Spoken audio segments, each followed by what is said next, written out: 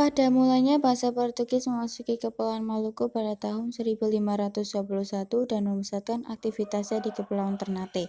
Tak lama kemudian, bangsa Spanyol juga memasuki Kepulauan Maluku pada tahun 1521 dan memusatkan aktivitasnya di Tidore.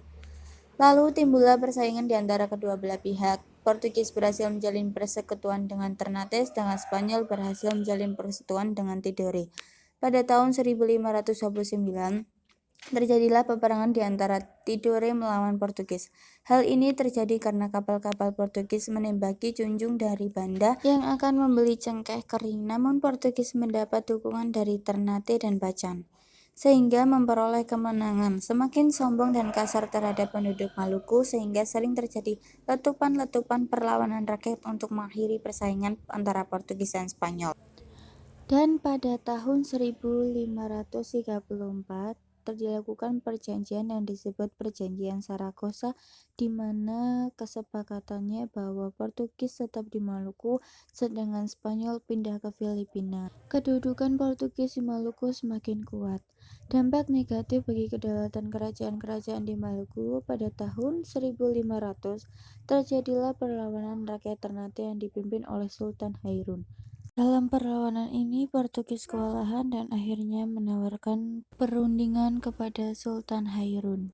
Perundingan ini dilaksanakan tahun 1570 di Benteng São Paulo. Namun saat perundingan berlangsung, Sultan Hairun ditangkap dan dibunuh, namun perlawanan tetap berlanjut. Di bawah pimpinan Sultan Baabullah, Maluku berhasil dipersatukan. Kali ini Portugis dapat didesak. Tahun 1575 berhasil diusir dari Ternate. Portugis melarikan diri dan menetap di Ambon sampai tahun 1605. Selanjutnya Portugis dapat diusir dari Ambon dan menetap di timur-timur pada tahun 1680. VOC memaksakan perjanjian baru dengan penguasa di negeri. Adapun perjanjian baru tersebut meliputi yang pertama, Kerajaan Tidore turun statusnya menjadi vasal VOC. Yang kedua, putra Alam diangkat sebagai Sultan Tidore baru, padahal menurut tradisi, Kerajaan Tidore yang berhak menjadi Sultan adalah Pangeran Nuku. Kemudian, Sultan Nuku memimpin perlawanan rakyat Maluku melawan kekuatan Kompani Belanda atau tentara VOC.